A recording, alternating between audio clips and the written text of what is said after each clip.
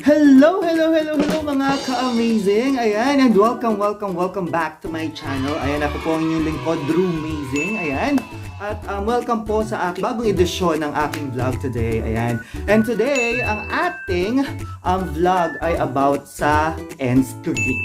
Endscreen. Ano nga ba yung endscreen? Endscreen. Ano nga ba yung endscreen? Sa madaling salita, ito po yung mga video or mga maliliit na picture na nakikita nyo bago magtapos ang isang video.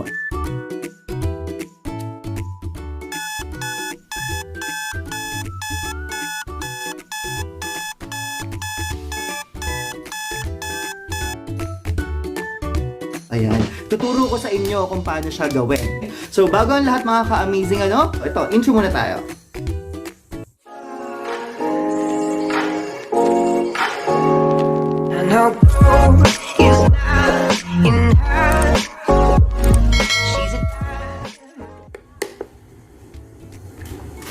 Na mga ka-amazing, so ngayon ang gagawin natin, ang gagamitin natin sa ngayon ay ang ating computer, okay?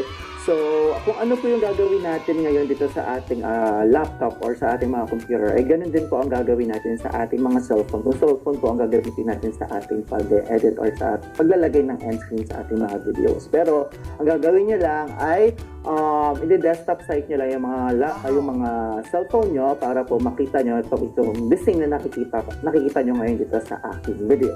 So, what you'll be doing, okay, syempre punta kayo sa youtube.com and then, syempre kailangan nyo mag-login. So, as of now, naka-login na ako. Kaya kung makikita nyo, ayan po, naka-login na po ako. Then, pupunta kayo sa creators sa YouTube Studio. Ayan. Pagpunta nyo sa YouTube Studio, kailangan nyo pumunta sa videos. Ayan. And of course, pag nasa videos na po kayo, dun sa mga regular uploads nyo or dito sa may live nyo, kung gusto nyo palagyan ng screen yung mga live nyo, pwede rin po. Pero ako po, ang lalagyan ko po ng end screen ay yung mga regular videos or regular upload natin. So makita nyo po dito, mga listahan or mga regular uploads nyo. So pili lang po kayo ng videos na gusto nyo lagyan ng end screen. So dito po tayo dumiretso kagad sa may lapis or ballpen na icon para po ma-edit natin yung videos nyo.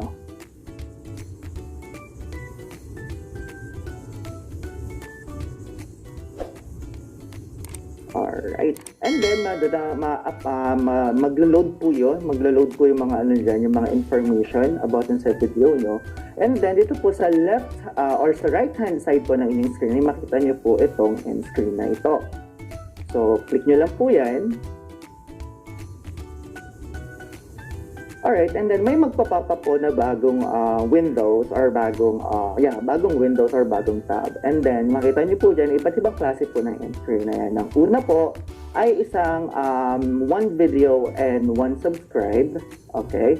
And then other one is one video and one subscribe, pero magkaiba po siya ng lugar. Kasi po, depende yan sa paglulugaran po niya. So kung matatakpan po yung mukha nung paglalagyan ng video, so better you choose another option or choose another layout. So ito naman po, isa dito, video, ito pong nasa right side po yung video and then yung nasa left side ay subscribe. And then meron pa po ito, dalawang videos, ayan. And then yung isa ay 2 videos, ayan. Mas maliit po siya compare dito. And then yung last ay yung dalawang isang video, isang playlist and then one subscribe. So ito po yung latest vlog ko po na in-upload ngayon. Tinanggal ko po ulit yung end screen niya para maipakita ko po kung paano po siya lagyan ng end screen. So ang gagawin po natin ngayon, pili lang po tayo rito ng gusto po nating layout na end screen. Alright? Pipiliin ko po ay 2 videos. Ito po, 2 videos. So ayan. So, 2 videos po. Ngayon, mamimili tayo rito. Magpa-pop na naman po ng isang window and then mamimili po tayo rito kung most recent upload kasi wala naman po kung recent upload pa. And then best for viewers. So, si YouTube po ang mamimili kung ano pong klaseng video yung ipapasunod niya dyan. And then, choose specific video. So, meron po kayong specific video na gusto nyo ipakita sa mga viewers na yun po ang piliin nyo. So, ako po, ito po ang pipiliin ko, choose specific video.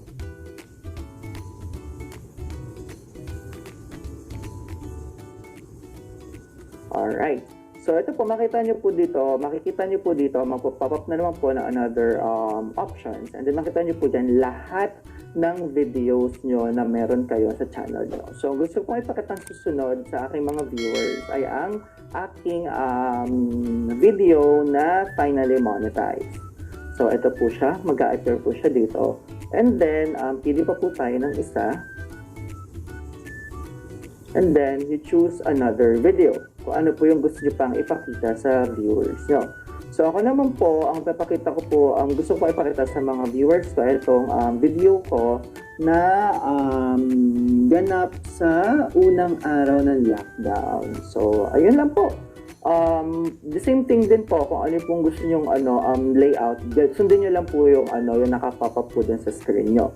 And then, after that, i-ano nyo lang po siya, i-save nyo lang siya, of course, para naman po ma-save yung mga ginawa nyong changes.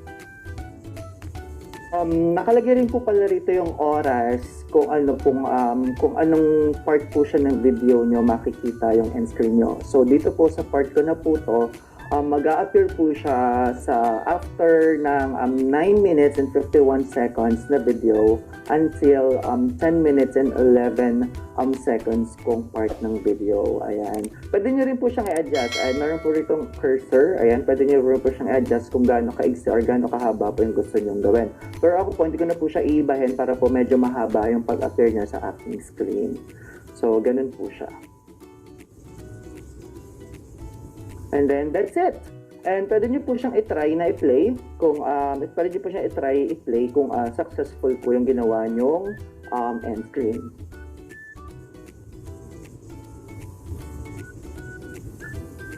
And ngayon po, ito, pina-play ko po yung yung video po na nilagyan po natin yung end screen. And then let's see kung mag-a-appear po siya sa pinili nating video na lagyan ng end screen.